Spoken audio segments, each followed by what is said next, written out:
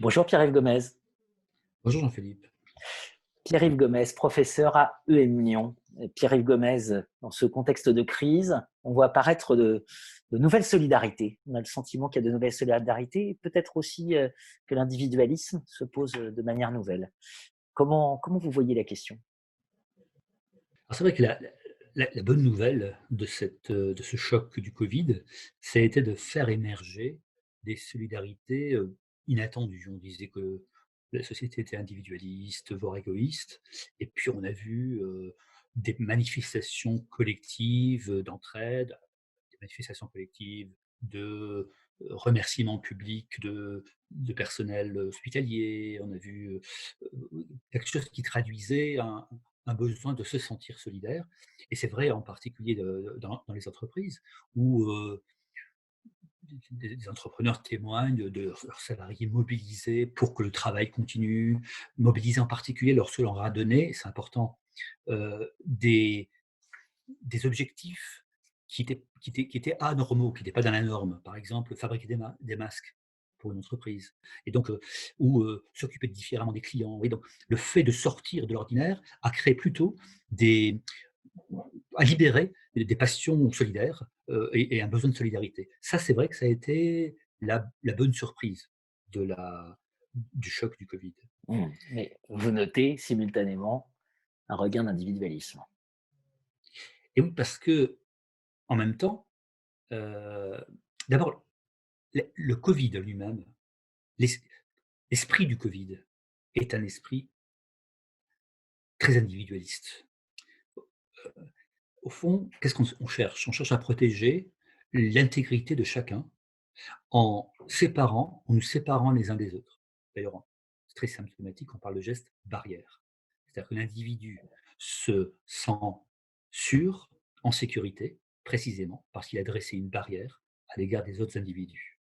Donc en même temps qu'on constatait cette solidarité, il faut noter que c'est une solidarité à distance. Mais en présence, si je puis dire, dans la vie sociale courante, on assistait plutôt à un regain, alors sinon d'individualisme, mais en tout cas d'égotisme, de concentration sur soi. Est-ce que je vais attraper la maladie? Est-ce que je suis moi-même porteur d'un virus qui pourrait contaminer les autres? Et donc un recentrage sur soi. Et ça se traduit, y compris dans le monde du travail. Alors cette fois de manière, multiple. Heu, il y a ceux qui n'ont pas travaillé et qui ont profité, disons, de cette période. Bon, tant mieux, hein, organisée par, une société, d'abondance, pour, se mettre à distance de l'entreprise, avec les difficultés qu'il y a aujourd'hui à réintégrer un collectif lorsqu'on finalement on a passé quelques semaines dans des situations relativement agréables sans le collectif du travail. Il y a ceux qui ont en sens inverse, qui ont beaucoup travaillé, mais seuls, et qui finalement se sont révélés, se sont aperçus que le collectif était pour eux secondaire, et que finalement s'ils pouvaient continuer à travailler comme ça, c'était pas plus mal. Donc, vous voyez, en même temps qu'on a assisté à ces solidarités, on a assisté, et je crois que c'est plutôt la tendance, dominante, à un effritement du collectif, à un effritement du lien social, du fait que l'esprit de sécurité qui est lié au choc du Covid, est un esprit qui nous ramène à nous-mêmes.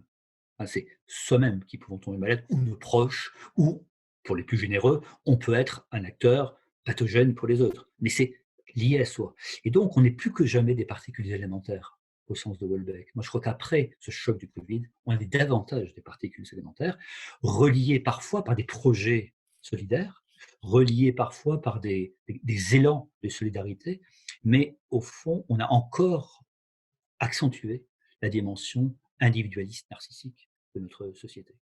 Je dirais les particules élémentaires, hein, en référence à Houellebecq, on voit ce que ça peut signifier tout de suite, hein, comme implication pour le management.